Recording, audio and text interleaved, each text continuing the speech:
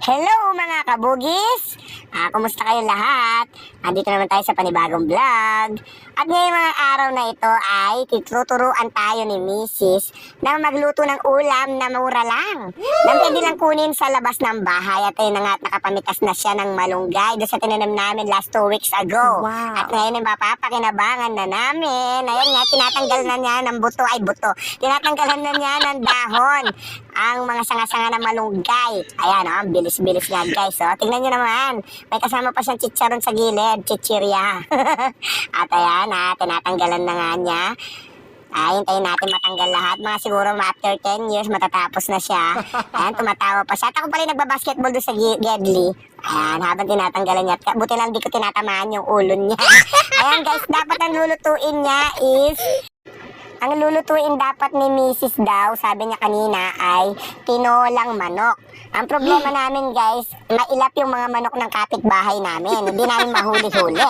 At yan na nga guys, at maghihiwa na siya ng mga sangkap, katulad ng luya, sibuyas, at bawang. Kaya guys, dapat matuto tayo magtanim kahit papaano para meron tayong aanihin kapag nagugutom tayo. At pwede natin itong kunin lang sa bakuran at pwede na siyang lutuin. Ayan na nga, at meron na tayo sibuyas dito. Nahiwa na nga niyo yung bawang. Ang bagal ko magsalita.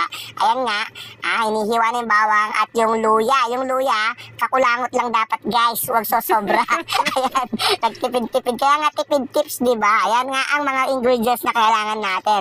Itlog, malunggay na galing lang sa tintanim, at syempre luya, and then yun, meron sili. May kakulangot na siling linagay. Siling almoranas. Ay, siling ano lang yun, yung siling laki.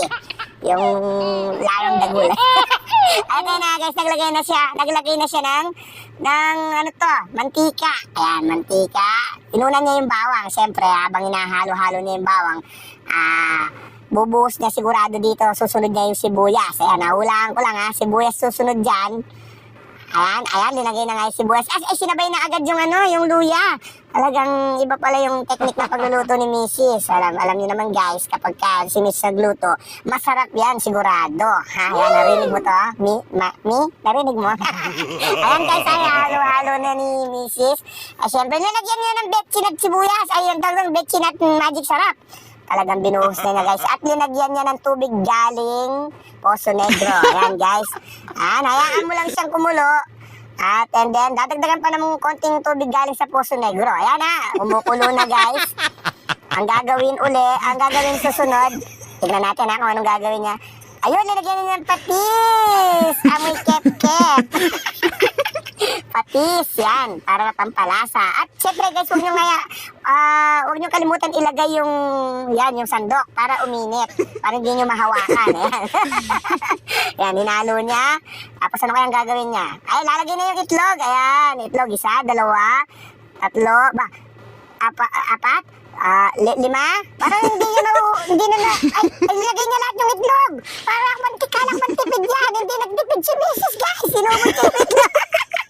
Ang dami nilagay. Diyos ko, wala na sabaw. Puro itlog na lang ang linagay niya. Grabe naman maglagay ng itlog si Mrs. Pero okay lang yan dahil siyempre marami naman kaming kakain. Tipid naman yan dahil yung manok ng kapitbahay namin, medyo hindi namin kasi nahuli, mailap. At saka itong itlog na to, hindi kami makukonsensya. Ayan, lalagay na yung kanyang main course.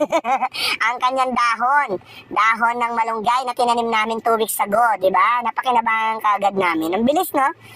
Ayan, pagka kumulo na yan, pag wala na after siguro mga 1 araw at kalahati, pwede nang kainin. Malambot na yung malunggay. At ito na natin this product. Thank you so much guys sa panonood. Babush!